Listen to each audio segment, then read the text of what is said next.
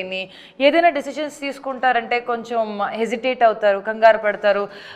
ఫ్రెండ్స్ని కలిసేటప్పుడు ఒక అమ్మాయిలు కలిసేటప్పుడు బాగా హ్యాపీ అయిపోతారు, ఓవర్ ఎక్సైటెడ్గా ఉంటారు వయసు బట్టి. సో ఐ థింక్ ఆ designing of character was meant to connect all the girls. Salwar suit వేసుకొని కాలేజ్కి వెళ్ళి ఎవరైనా చున్నీ అంటే డ్రెస్ అంటే ప్యాంట్ షర్ట్ అంటే మరి నువ్వు నన్ను ఎందుకు చూస్తున్నావు అన్నట్టు ఆ ఒక ఫీలింగ్లో భయం పడ్డం, లేకపోతే ఎక్స్ప్రెస్ చేయకపోవడం కూడా కొన్నిసార్లు ఉంటాయి విషయాలు. సో ఆ character is design like this and directors choice.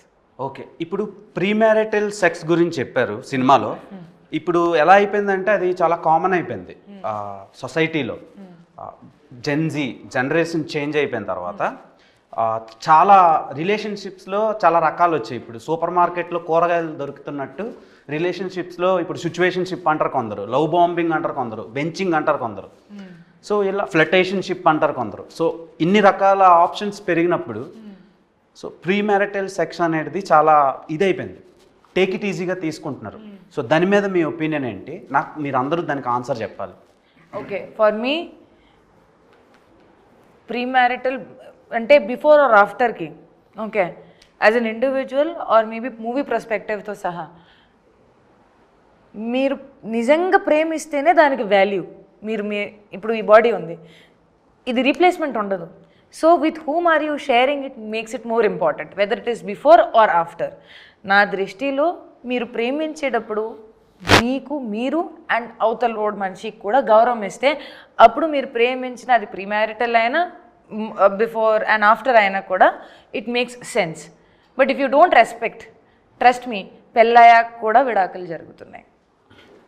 పెళ్ళి అయిపోయిన తర్వాత కూడా విడాకులు జరిగేటప్పటికి దానికి మీరేమంటారు?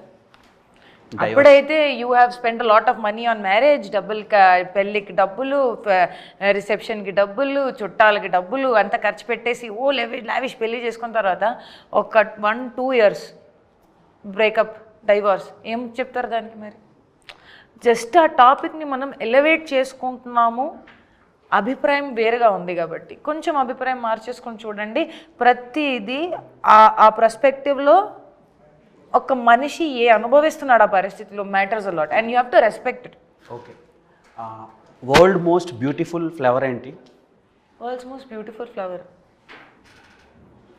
Rose.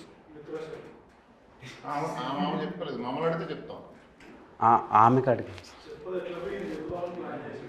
A world's most beautiful flower? World's most beautiful flower this purple కలర్లో డ్రాగన్.